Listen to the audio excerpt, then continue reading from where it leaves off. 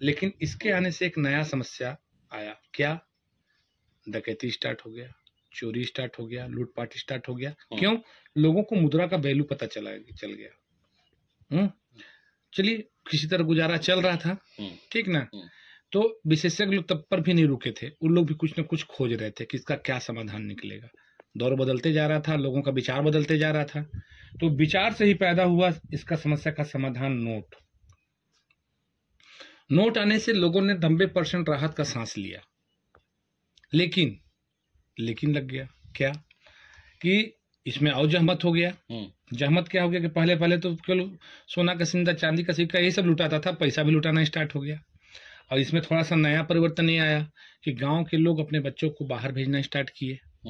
हाँ, कि जाओ बेटा पढ़ लिख लो बढ़िया से। तो अब बच्चों को तो भेज दिए पढ़ने लिखने के लिए, लेकिन समस्या आता था कि उनको खर्चा कैसे भेजा जाए। तो उसमें दो व्यवस्था था, या तो आप मनी ऑर्डर करके पैसा भेज दो, या तो खुद पहुंचाने जाए, या तो उसको बच्चे को बुलाओ, ठीक ना।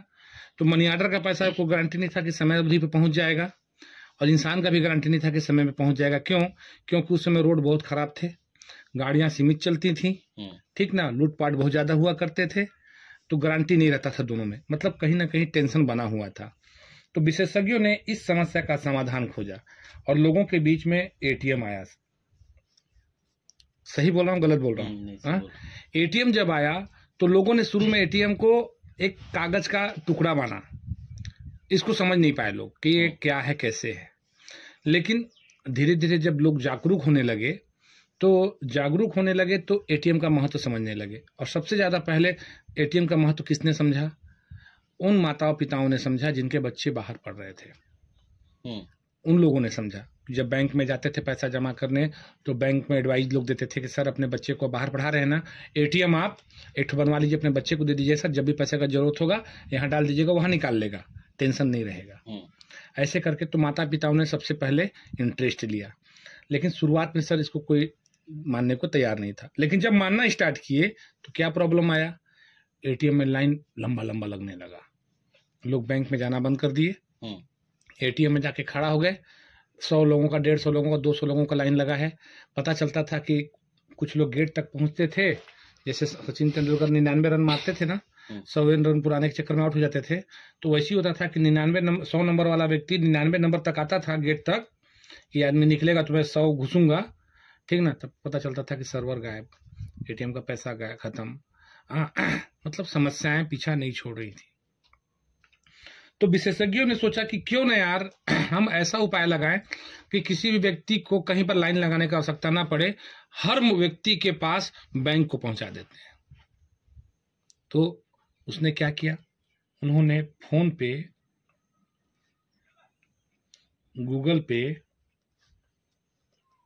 पेटीएम, इसका निर्माण किया। आज आप फोन पे, गूगल पे चलाते हैं ना, अगर किसी को किस्त भी पटाना है तो आपको जाने की जरूरत नहीं पड़ता है, यहीं से बैठे बैठे रट किसी को देना है, रट पूरा मोबाइल से हो जाता है। तो पेटीएम, फोन पे, गूगल पे, पेटीएम आया तो ये फैसिलिटी किनको मिला? उन लोगों को मिला जो व्यक्ति एंड्रॉयड मोबाइल चलाते थे। क्या कीपैड वाले को दिया है क्या मौका? ये नहीं दिया है ना, एंड्रॉयड मोबाइल चलाने वाले को। तो क्या इस गूगल पे, फोन पे को लोग यूज करके असंतुष्ट हैं? आप बताइए, संतुष्ट हैं क्या? बहुत लोग संतुष्ट हैं, बहुत लोग संतुष्ट नहीं। जिनका लेन देन कम होता है वो संतुष्ट हैं, और जिनका लेन देन ज्यादा होता है वो संतुष्ट नहीं है। पूछिए कैसे? शुरुआत में कोई नियम कायदा कानून नहीं था, लेकिन जैसे इसके यूजर बढ़े, नियम बन गया कि आप एक दिन में 20 से ज्यादा ट्रांजेक्शन नहीं कर सकते। अभी आप 1-1 रुपया करके 20 रुपया ट्रांसफर कर दीजिए किसी को, अब उसके बाद फिर 1 रुपया ट्रांसफर कीजिए, नहीं होगा। 24 घंटा के लिए लिमिट क्रॉस, ठीक। दूसरा कि एक दिन में अगर आपका अकाउंट 1 लाख एक्सेप्ट करता है तो 1 लाख का ट्रांजेक्शन आप एक दिन में कर सकते हैं, अगर आपका बैंक अकाउंट है तो, और नहीं तो नहीं। तीसरा समस्या कि महीना में आप 200 बार से ज्यादा इसको यूज नहीं कर सकते, ठीक। चौथा समस्या, गारंटी नहीं है कि अभी आप पैसा डाले और तत्काल पहुंच जाए, हो सकता है हवा में रुक भी जाए, फंस भी जाए, हो सकता है कुछ दिन बाद आपको रिटर्न आ जाए, हो सकता है उसके पास चला जाए। ये समस्या आने लगा। तो इस क्या लगता है कि विशेषज्ञों ने जब यहाँ से समस्या को खोजते जब यहाँ तक पहुंचे तो इस परेशानियों का उनको पता नहीं चला होगा? हाँ, पता चल गया है, पता चल गया है। देखिए तो पता चल गया, लेकिन हम लोग कभी भी पीछे जाने के लिए तैयार नहीं होते हैं। हम लोग कहीं भी पीछे जाने के लिए तैयार नहीं होते हैं। हम लोग क्या करते हैं, हम लोग केवल जो दुनिया जिस पगडंडी पे चल रहा है उसी पगडंडी पे हम लोग चलते हैं, अपने विवेक बुद्धि का इस्तेमाल नहीं करते हैं। लेकिन नहीं, विशेषज्ञ लोग जो हैं वो लोग ना हर समस्या को आने से पहले ही पहचान लेते हैं कि आने वाले समय में क्या परेशानी आने वाला है लोगों के बीच में। इसलिए भारत सरकार ने 1 नवंबर को, आपको पता नहीं न्यूज देखें कि नहीं देखे हैं, 1 नवंबर को भारत सरकार ने 75 बैंकों को डिजिटल बैंक घोषित किया। ये घोषणा हुआ था, सही बोल रहा हूँ गलत बोल रहा हूँ? ये न्यूज आप जान रहे हैं? हाँ। और 29 नवंबर 2022 को ही, ठीक ना, 6 राज्यों में डिजिटल करेंसी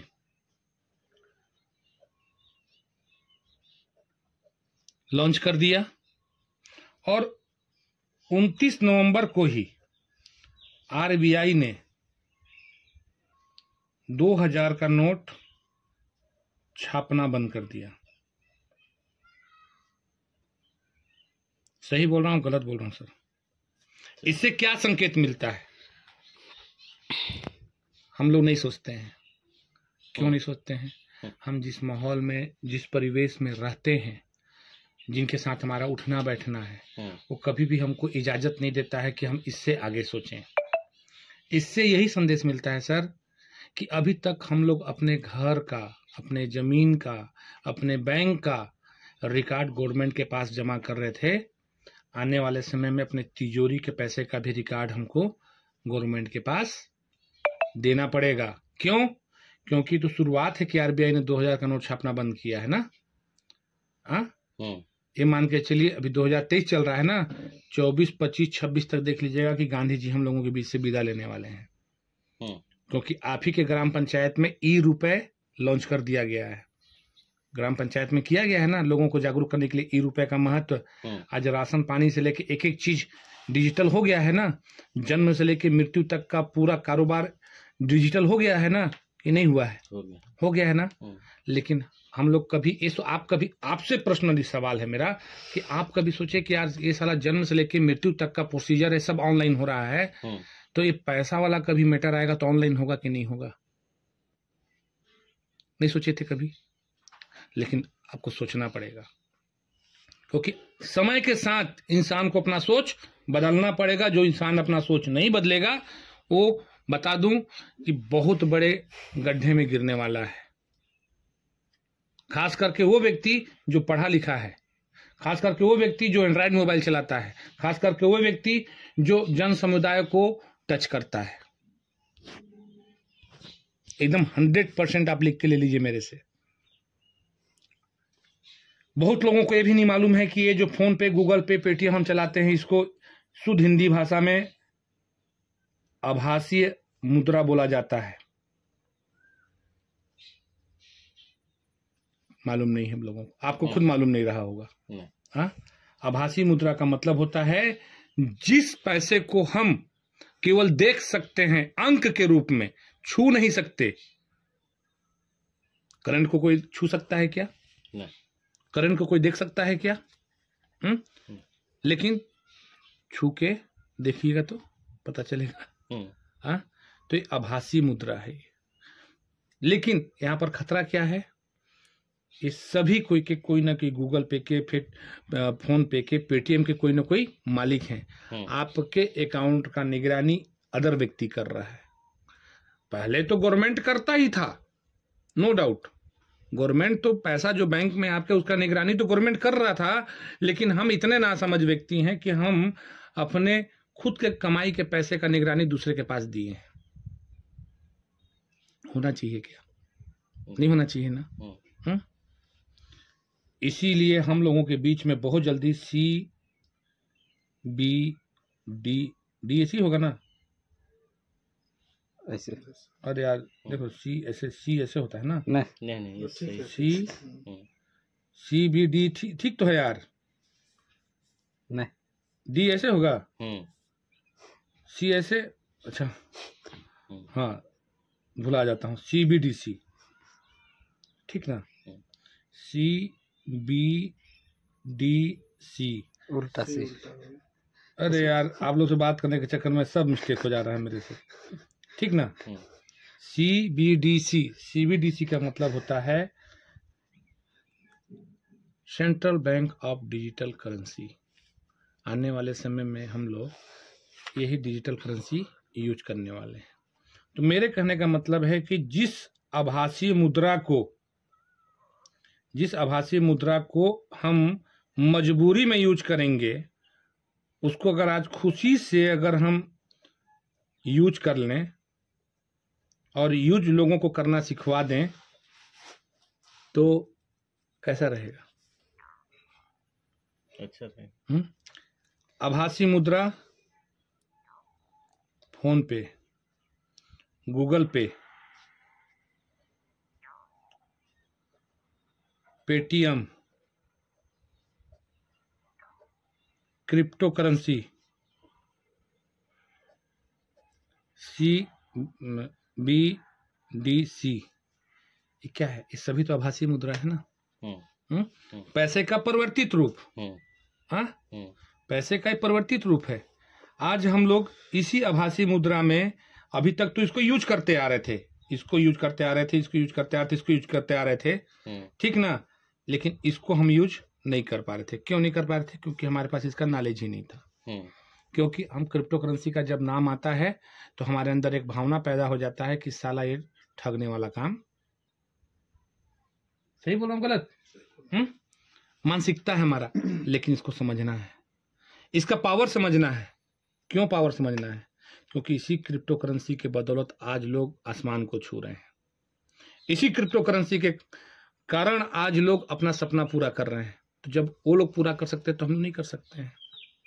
आज इसी क्रिप्टो करेंसी के ऊपर मैं आपको जानकारी देने के लिए आया हूं राजेश भाई के माध्यम से। मैं चर्चा करूंगा सबसे पहले क्रिप्टो करेंसी क्या है।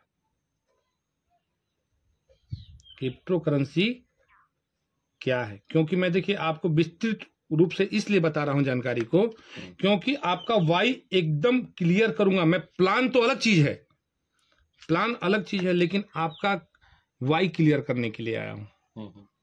क्योंकि एक बार आपको ये प्लान बता चुके हैं, ठीक।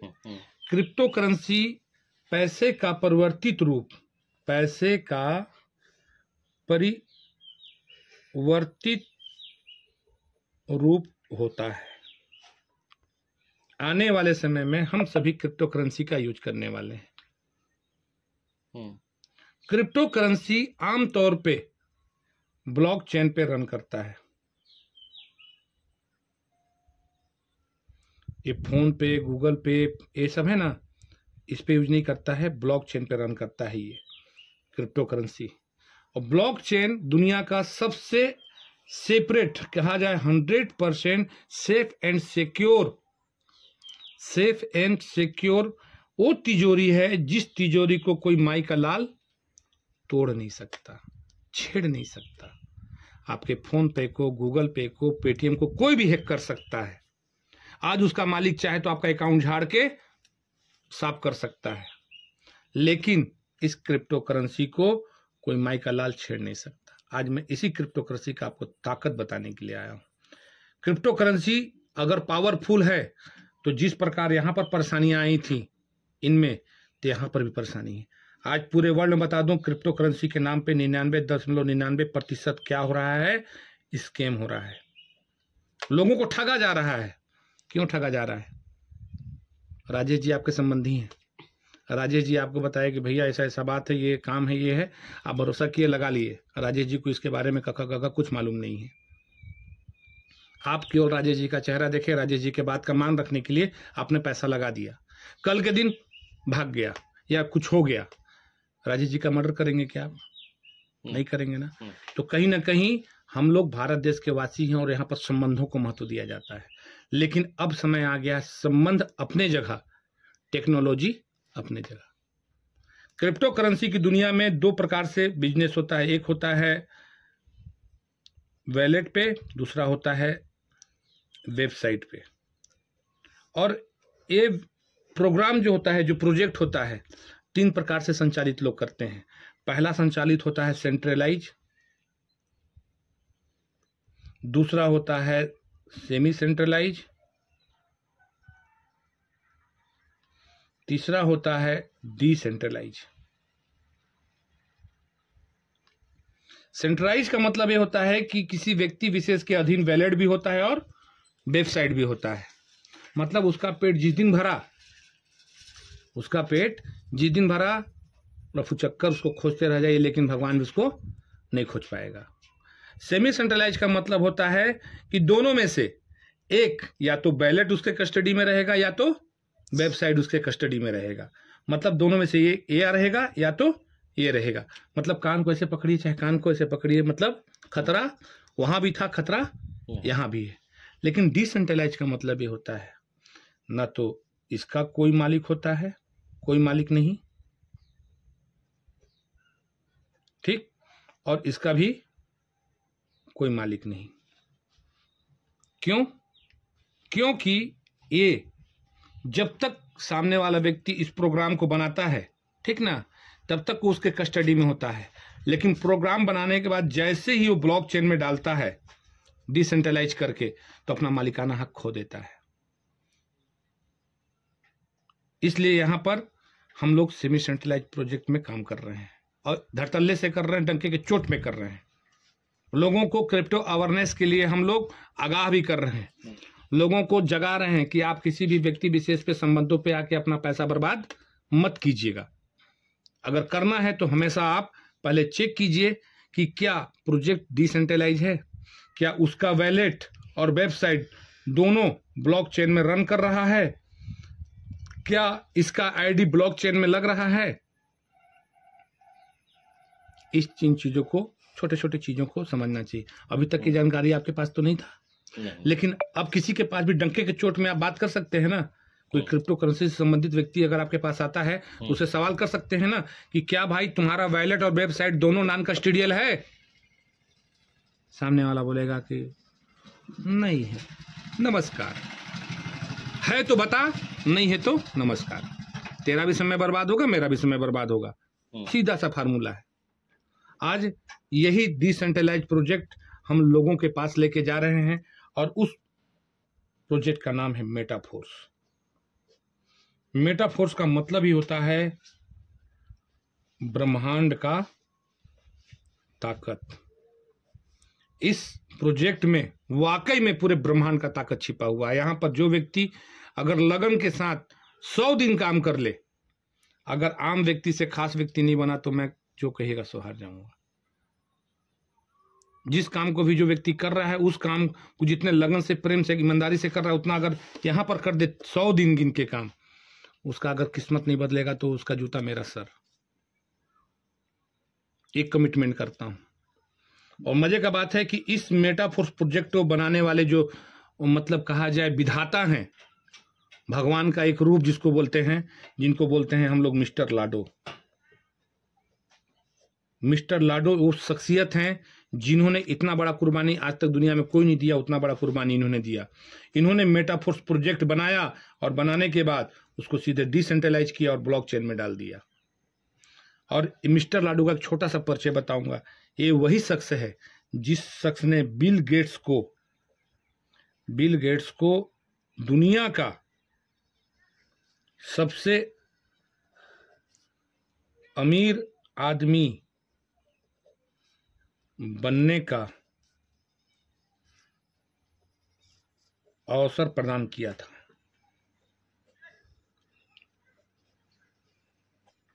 कैसे किया था जानते हैं? Mister Lado as a software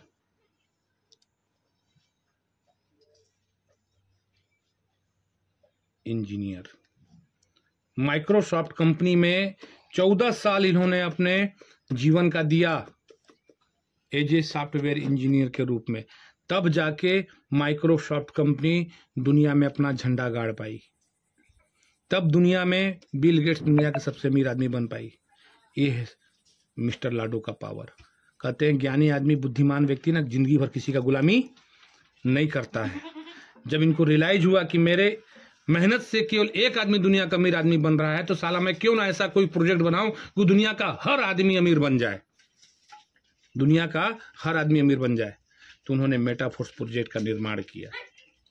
और आज बता दूं, मात्र 7 माह प्लस हुए हैं, 7 माह प्लस 10.5 लाख लोग आज इस कम्युनिटी में शामिल हो चुके हैं। लाखों लोग जो रोडपति थे आज लखपति बन चुके हैं। सैकड़ों लोग जो रोडपति थे करोड़पति बन चुके हैं इस 7 माह प्लस के दिन में। ऐसा प्रोजेक्ट है। अब मैं इस प्रोजेक्ट के बारे में आपको ले चलता हूं कि आखिर में यहाँ पर करना क्या होता है। मुख्य मुद्दा पे आते हैं। यहाँ तक तो मैंने आपका रीजन और विजन दोनों क्लियर किया। अब मुख्य मुद्दा पे आता हूं कि यहाँ पर करना क्या है कि हम ये अपॉर्चुनिटी हमको मिल सके। यहाँ पर एक उदाहरण के लिए, जिस प्रकार बाहरी दुनिया में हम लोग जमीन को प्लॉट बोलते हैं, उसी प्रकार हम लोग डिजिटल की दुनिया में जमीन को स्लॉट बोलते हैं। और यहीं पर इसी स्लॉट का कारोबार होता है। फिजिकल रूप से अगर हम किसी जमीन को खरीदते हैं, मान लीजिए 5 लाख में किसी जमीन को आपने खरीदा, उसको 2 साल रखा और 7 लाख में क्या किया, बेच दिया। 2 लाख आपको क्या मिला, फायदा मिला, ठीक ना। लेकिन इसी जमीन को लेते हैं और यहाँ पर किराए का मकान बना देते हैं, किराए का मकान, उसको किराए में दे देते हैं, वेल मेंटेन करते हैं, तो इसका आजीवन लाभ आपको मिलता है ना। लेकिन गारंटी नहीं है कि आपके पीढ़ी रहेंगे तो इसको संभाल पाएंगे। हो सकता है बेच के दूसरे जगह चल जाए, हो सकता है कि गिर जाए, हो सकता है कुछ भी हो सकता है, ठीक ना। लेकिन आज मैं आपको इस डिजिटल दुनिया के बारे में, इस डिजिटल दुनिया में स्लॉट के बारे में बताने वाला हूं, जहां पर आपको प्लॉट भी मिलेगा और साथ में किराए का आजीवन किराए पे लगाने के लिए रूम भी मिलेगा। जिस प्रकार बाहरी दुनिया में जमीन के टुकड़े होते हैं, उसी प्रकार यहाँ पर भी मिस्टर लाडो ने जमीन के टुकड़े बनाए हैं। और बाहरी दुनिया में जैसे जमीन का जो रेट होता है, यहाँ पर भी उन्होंने जमीन का रेट रखा है। पहले जमीन का रेट है $5, दूसरे का $10, तीसरे का $20, यानी 450, 900, 1800। अगर इन तीनों का बात करूं तो $35। इसका रेट है $40, इसका है $80, इसका $160। अगर 1, 2, 3, 4, 5, 6 का टोटल जोड़ूं तो $315। 7वें का $320, 8वें का $640, 9वें का $1280। अगर इसका बात करूं तो $2575।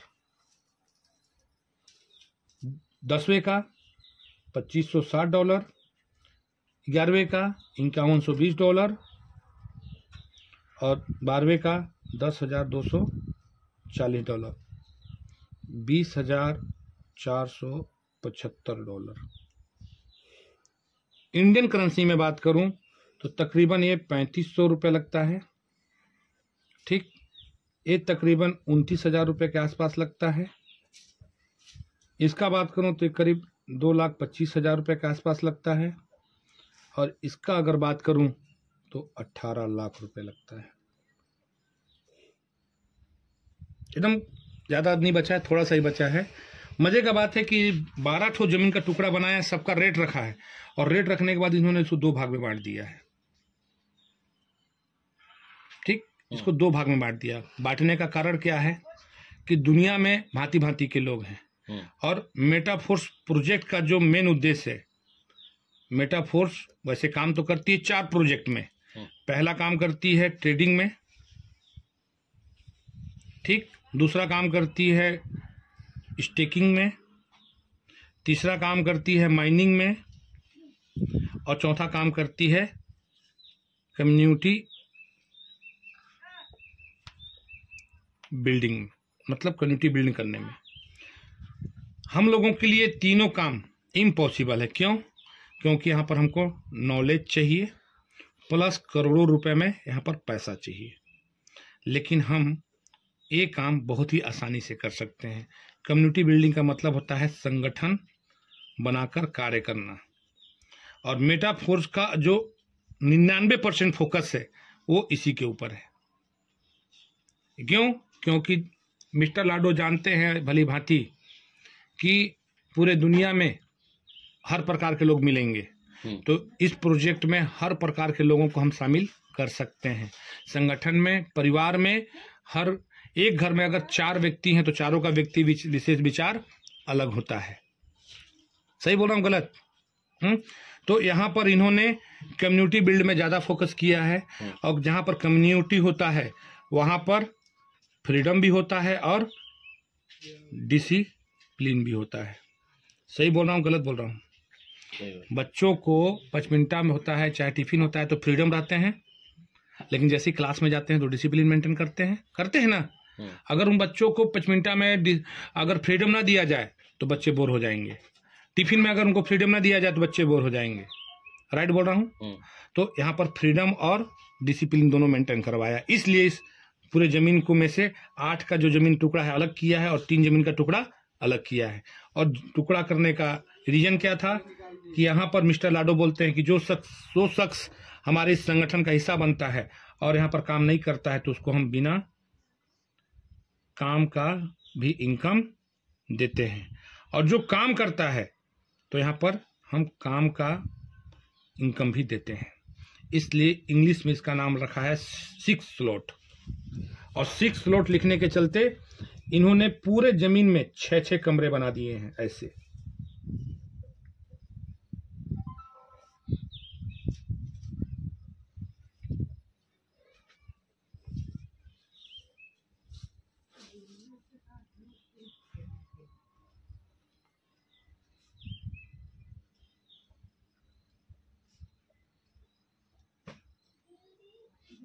और इसको नाम दिया है ओनली फॉर वर्किंग इनकम,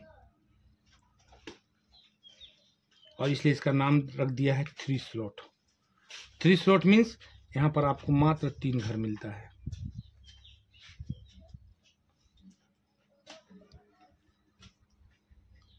एक सपोर्ट दैट, समझिएगा, आपका स्कूल है, गलत बोलूंगा तो बोलिएगा, कि आपके स्कूल में बच्चों का एडमिशन हो गया, ठीक ना, और टीचर पढ़ाने के लिए क्लास में नहीं जाएगा, बच्चे क्या करेंगे? पढ़ेंगे, भटकेंगे ना। तो यहाँ पर जैसे ही आप इस प्लान को समझते हैं और आप आते हैं तो यहाँ पर आपको एक बना बनाया सिस्टम मिलता है। सिस्टम, और सिस्टम के माध्यम से आपको इस काम को कैसे करना है, क्यों करना है, किस लिए करना है, सिखाया जाता है। लेकिन इससे पहले आपको बताता हूँ कि यहाँ इनकम कैसे आता है। जब यहाँ पर हम वर्क करते हैं तो हमारे वर्क करने से हमारा ये पहला घर पैक होता है, दूसरे में ये घर पैक होता है। तो जब ये पहला और दूसरा घर जब पैक होता है तो इसका इनकम कहाँ चला जाता है? कम्युनिटी में, यानी संगठन में।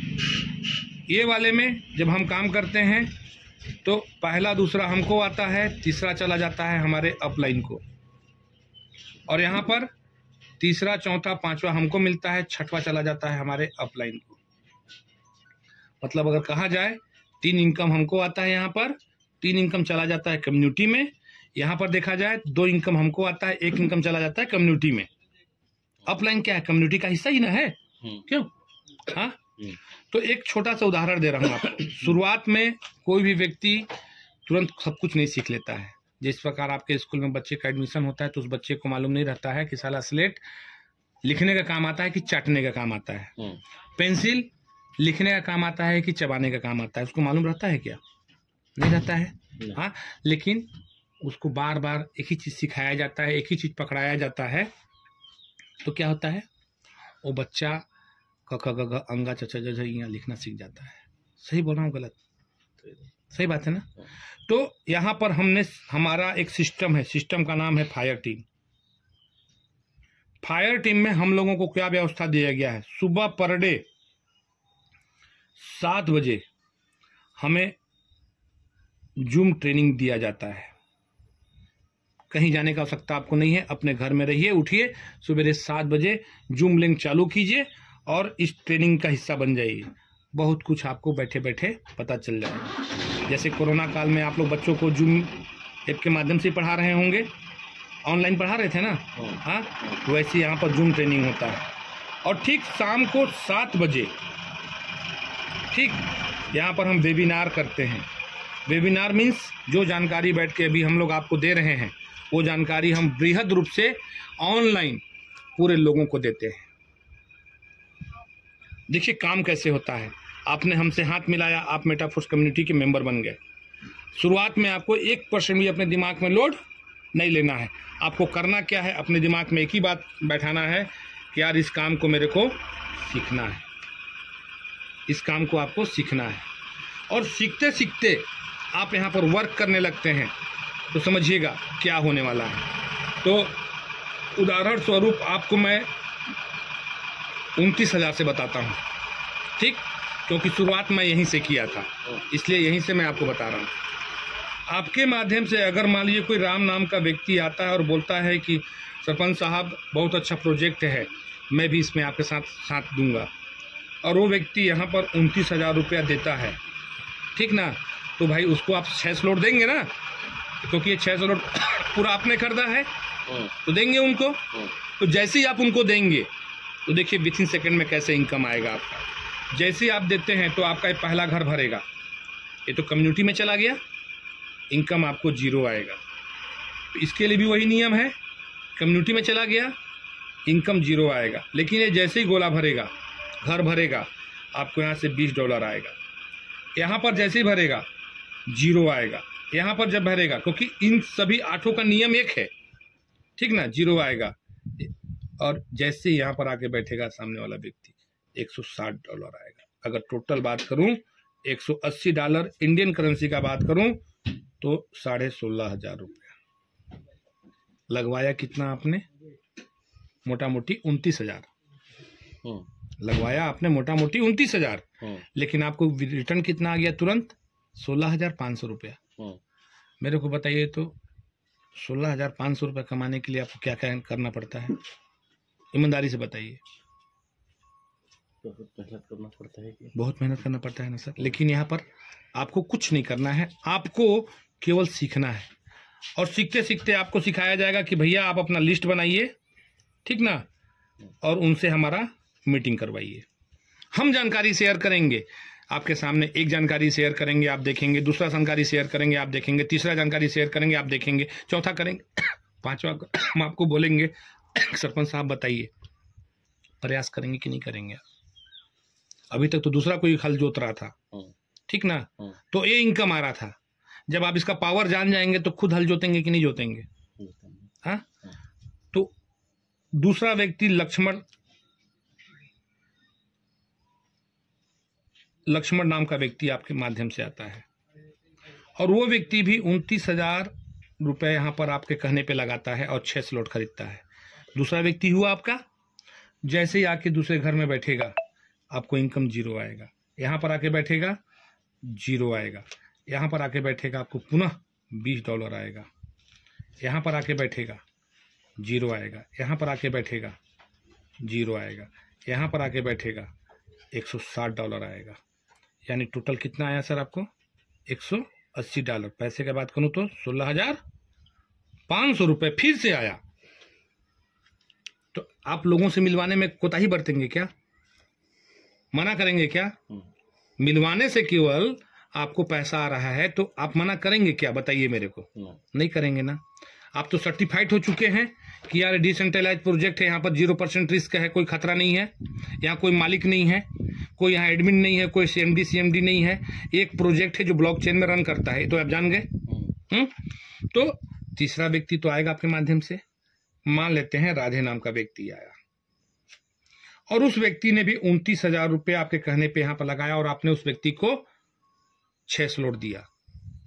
तीसरे घर में आके बैठेगा, $5 आएगा। यहाँ के बैठेगा, $10 आएगा। यहाँ आके बैठेगा तो आपके अप लाइन को चला जाएगा, तो आपके हिस्से में 0 आएगा। यहाँ पर आपको 40 आएगा, यहाँ पर 80 आएगा, यहाँ पर आपके अपलाइन को चला जाएगा तो आपको 0 आएगा, मतलब $135। पैसे का बात करूं करीब 13,000 रुपये। चौथा व्यक्ति बलराम नाम का आया, बोला सरपंच साहब बहुत अच्छा काम करता है, तुम पैसा कमाता मौके ही बता भाई, मुँह कमा के देखो। या नहीं आया, हम उसके पास गए, हम उसको बताए, उस व्यक्ति ने 29,000 रुपया दिया और 6 स्लॉट खरीदा आपके माध्यम से। देखिए इस व्यक्ति के आने से क्या खुशी मिलने वाला है। आपका चौथा घर भरेगा $5, यहाँ चौथा घर भरेगा $10, लेकिन अब तो पैक हो गया ना। इस जमीन को आप एक व्यक्ति को अगर बेच देते हैं, दोबारा दूसरे व्यक्ति को नहीं बेच पाएंगे। अगर एक रूम किराए में लगा हुआ है तो उस रूम को आप दोबारा किराए में नहीं देंगे जब तक सामने वाला खाली नहीं करेगा। यहाँ आपू रूपी जानते हैं, आपका एक घर खाली हो जाएगा और पुनः तैयार हो जाएगा। ऐसे पुनः जैसे ही पुनः खाली होगा तो फिर ये भर जाएगा बलराम जी के आने से, तो आपको $20। यहाँ से चौथा घर भरेगा तो $40, यहाँ से घर भरेगा तो $80, यहाँ से घर भरेगा तो पुनः $160। बात करूं $315 का रेट है, 29,000, $315 आपको आ गया। पैसे का बात करूं तो टोटल 29,000 का 29,000 रुपये आपके खाते में। पांचवा व्यक्ति आता है कोई घनश्याम नाम का, वो व्यक्ति भी 29,000 रुपया यहाँ पर आपके कहने पे लगाता है और 6 स्लॉट खरीदता है। पुनः यहाँ से भी आपको इनकम आएगा $5। देखिए कैसे आएगा इनकम, यहाँ से भी $10, यहाँ से $20, यहाँ से $40, यहाँ से $80, यहाँ से $160, यानी फिर से आपको $315 आया, यानी 29,000 पूरा का पूरा आपको गिर गया। कैलकुलेटर निकालिए सर थोड़ा सा, या मैं ही निकालता हूं कैलकुलेटर। कैलकुलेटर ये निकालता हूं सर कि अगर हम 5 लोगों को इस परिवार में लाए हैं तो 29,000 रुपए के हिसाब से हमने कितना पैसा लगवाया है। 29,000 गुणित 5 बराबर 1,45,000 रुपया। 1,45,000 रुपया 5 लोगों से हमने लगवाया, तो उस 5 लोगों को लगवाने पे हमको क्या इनकम आया इसको भी जोड़ लेते हैं। 33,000, 16 दूनी 32, 33,000, 13,000 और 29 दूनी 58,000। 13,000 नहीं लिखे, 3,000।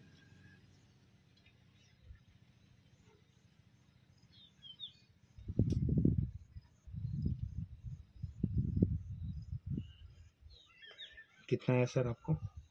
1,04,000 रुपए। कोई ऐसा काम बताइए जहां पर आप किसी व्यक्ति को 5 लोगों से अगर आप 1.5 लाख रुपया लगवा रहे हैं और 1 लाख रुपया सूद आपको इनकम आ जाए। कोई ऐसा काम मेरे को बताइए। अगर 1 लाख रुपया कमाना है तो आपको पूंजी कम से कम 10 से 15 लाख रुपया लगाना पड़ेगा। तो सही बोल रहा हूँ कि गलत बोल रहा हूँ? हाँ, लेकिन आपने कितना लगवाया? 1,45,000 और 1,04,000 आपको मिल गया। अगर बात करूं तो 41,000 रुपया यहाँ पर शेष रह गया। 41,000 में आपके जो करंट अपलाइन है, जिसके माध्यम से आप आए हैं, जैसे कि राजेश जी के माध्यम से पाएंगे, तो आपके काम करने का लाभ इनको 16,500 रुपये जाएगा इतने काम में। तो अगर 41,000 में 16,500 रुपया हम 41,000 में 41,000 है ना, 16,500 रुपया माइनस करते हैं तो 24,500 रुपया शेष बच जाता है सर। मजे का बात है कि ये 24,500 रुपया आपके साथ जो ये राम आए हैं, लक्ष्मण आए हैं, राधे आए हैं, बलराम आए हैं, घनश्याम आए हैं, इनको जाके मिल जाता है। इन्होंने काम नहीं किया, काम किसने किया है? सरपंच साहब ने। लेकिन इनकम राम को गया, लक्ष्मण को गया, राधे को गया, बलराम को गया, घनश्याम को गया। अब ये बताइए मेरे को कि जो व्यक्ति काम नहीं कर रहा है और उसको बिना काम का इनकम जाएगा, उसको आप बताएंगे कि आपका इनकम आया है यार, बिना काम किए मेरे कहने पे तुम यहाँ पर पैसा लगाए थे, केवल तुम स्लॉट खरीदे थे, तो व्यक्ति काम दौड़ के करेगा कि नहीं करेगा? हाँ, पैसा कहीं पर जमा हुआ सर? 1,45,000 जमा हुआ, 1,04,000 आपको मिल गया, ठीक ना? उसमें से फिर 16,500 रुपया आपके सीनियर को चला गया जिसके माध्यम से आप आए हैं, और एक 24,500 रुपया आपके साथ जो लोग आए हैं उनमें चला गया। सर कहाँ पर डिपॉजिट हुआ पैसा? स्कैम उसी प्रोग्राम में होता है जहां पर पैसा डिपॉजिट होता है, जहां पर पैसा जमा होता है। स्कैम वहां कहीं पर नहीं होता है जहां पर क्राउड फंडिंग होता है। एक totally business community building and crowd funding का बिजनेस है सर।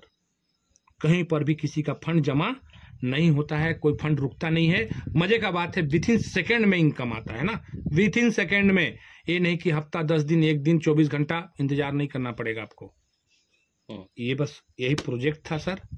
और इसके आगे आपको NFT का पावर कमलेश जी बताएंगे, बता देंगे? मैं ही बता दूं?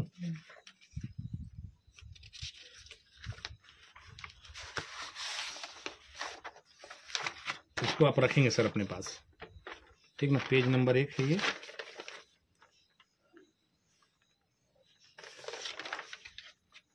आप भी फोटो खींच लीजिएगा ना, मैं ले रहा हूँ सर, ले रहे हैं। देखिए इसमें एक व्यवस्था और है सर। देखिए यहाँ पर जो ये 12 प्रकार के स्लॉट बने हैं ना, इस 12 स्लॉट में बहुत बड़ा राज छिपा हुआ है, बहुत बड़ा राज छिपा हुआ है कि अगर आप यहाँ पर, ठीक ना, डायरेक्ट 11 स्लॉट ले लेते हैं जमीन का टुकड़ा, मतलब यहाँ तक पैसे का बात करूं 9,21,600 रुपए अगर आप ले लेते हैं, आपका जीवन सफल हो जाएगा, आपके आने वाले पीढ़ियों का जीवन सफल हो जाएगा। आपको किसी के सामने पैसे के नाम पे हाथ फैलाने का जरूरत नहीं पड़ेगा। इतना बड़ा इसका महत्व है सर।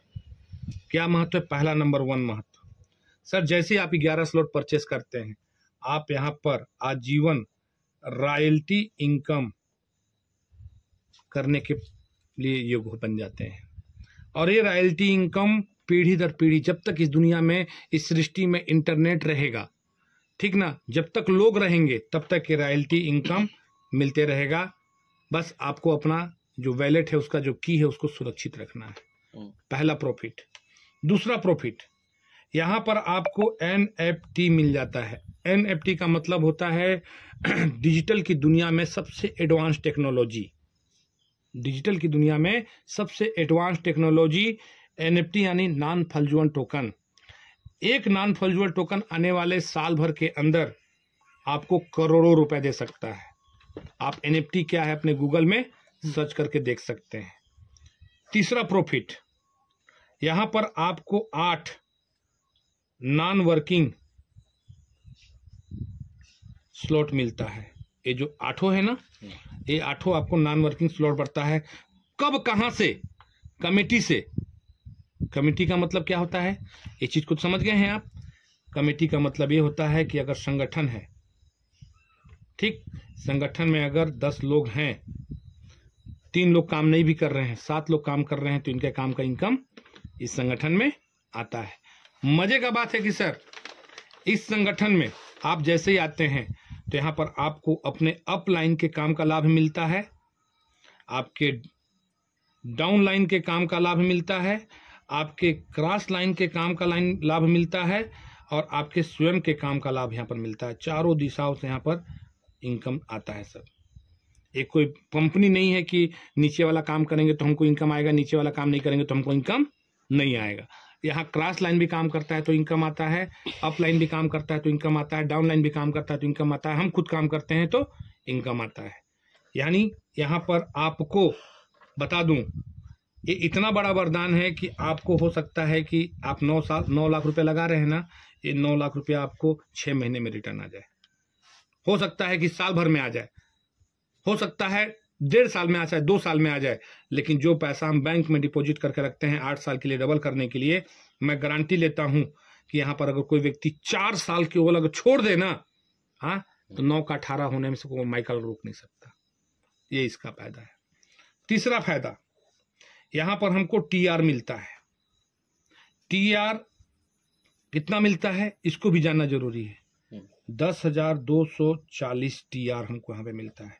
आने वाले समय पे जब ये TR ठीक ना ट्रेडिंग होगा, लिस्टेड होगा, तो ये बता दूं बिटकॉइन का भी बाप होगा। बिटकॉइन का भी ये बाप होगा। क्यों?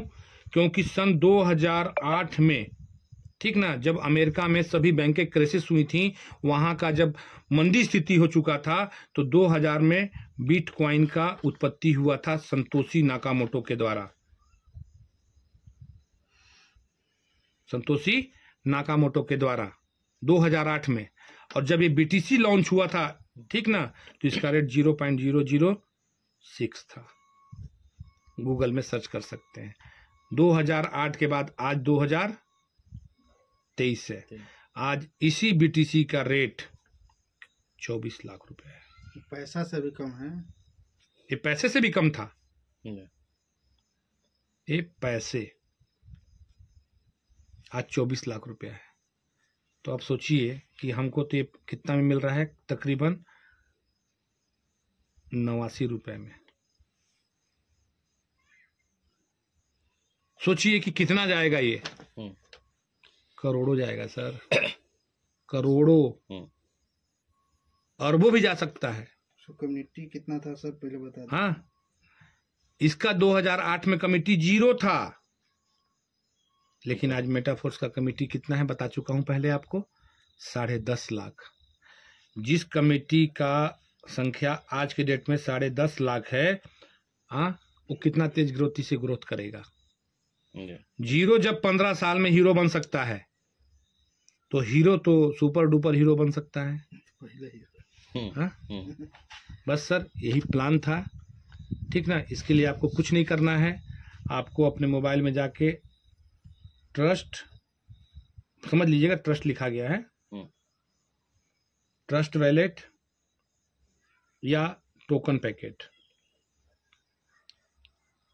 वैलेट अपने मोबाइल में डाउनलोड करना है, क्योंकि ये ब्लॉकचेन में रन करते हैं। जब आप अपने मोबाइल में टोकन पैकेट डाउनलोड करेंगे तो इससे आपको 12 प्रकार का की जनरेट होगा, और वही आपका की आपके तिजोरी का चाबी है। बस सर यहीं तक था सरपंच साहब प्लान। बाकी आपको, मेरे को लगता है आपको बताने का